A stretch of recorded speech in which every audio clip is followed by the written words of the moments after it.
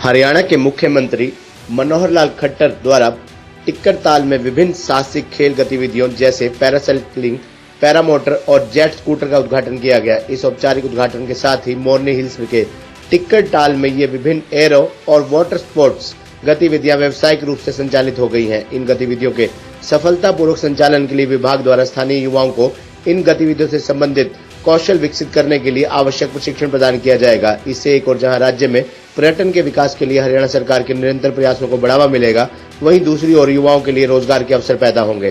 पर्यटन की दृष्टि से अपने हरे भरे वातावरण के लिए जाना जाने वाला पंचकुला उन आगंतुकों के लिए एक प्रमुख आकर्षण के रूप में उभरा है जो पंचकुला से गुजरने वाली खूबसूरत पर्वत श्रृंखलाओं का आनंद लेना चाहते हैं। इसलिए देश और दुनिया भर में हरियाणवी संस्कृति को बढ़ावा देने के मद्देनजर मुख्यमंत्री ने होम स्टे और फार्म टूरिज्म नीतियों का भी शुभारंभ किया। इससे पर्यटकों को होम स्टे के रूप में होटलों का एक शानदार विकल्प मिल सकेगा, जिससे जहां स्थानीय परिवारों के साथ उनके घरों में रहने और स्थानीय संस्कृति व व्यंजनों का अनुभव मिल सकेगा।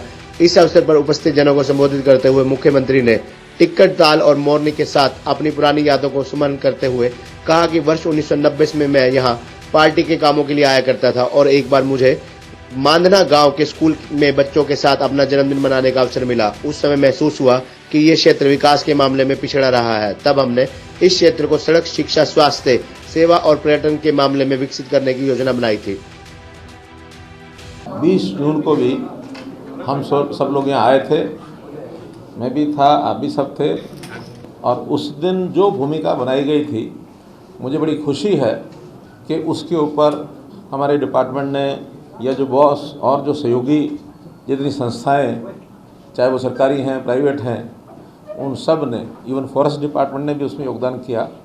तो एक कोऑर्डिनेटेड एफर्ट, उसके कारण से आज इसको विधिवत टूरिस्ट प्लेस मोरनी टिक्कर ताल एक प्रकार से इसको घोषित किया जा रहा है। अब आगे से प्रदेश के नक्शे में, देश के नक्शे में ज़रूर कहीं ना कहीं मोरनी का नाम, टिक्कर ताल का नाम इस ओर दर्ज होगा, और जो विश्व भर के या देश भर के जो टूरिस्ट हैं अपने स्थान से वो टूरिज़्म के नाते से दूसरे स्थानों पर जाते हैं, निश्चित रूप से जब हरियाणा से होकर निकलेंगे, क्योंकि जैसे मैंने पहले बताया कि अभी तक तो हमारा टूरिस्ट सामान्यतः हरियाणा की किसी चीज़ की तरफ आकर्षित बहुत कम ही होता है। दिल्ली से आर्ट एंड क्राफ्ट मेला फरवरी में लगता है, उसमें आते हैं लोग, एक लिमिटेड सा एक उनका दायरा है जो लोग आते हैं। ऐसे ही कुछ स्थान पुरातत्व की चीज़ों को देखने के लिए भी जाते हैं, राखी गढ़ी जाते हैं, कहीं कोई किला देखने जाते हैं, कहीं पुरातन काल की ऐसी कुछ चीज़ें वो देखने जाते हैं। धार्मिक टूरिज़्म इस नाते से कुरुक्षेत्र एक बड़ा स्थान है जहाँ लोग आते हैं, जाते हैं।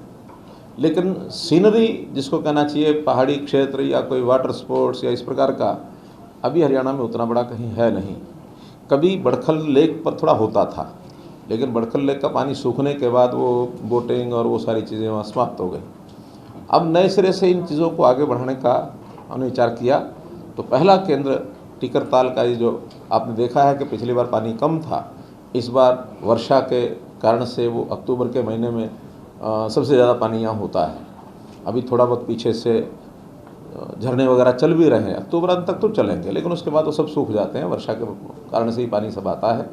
और यहाँ से पानी रिश्ता भी है आगे, तो उसके कारण से गर्मियों में ये पानी लगभग 5-6 फुट पानी कम होता है। तो इस पानी का उपयोग हम जितने भी हमारे जो खेल हैं, वाटर स्पोर्ट्स, उनके नाते से आज हमने देखा, पिछली बार हमने देखा, इसको कर रहे हैं।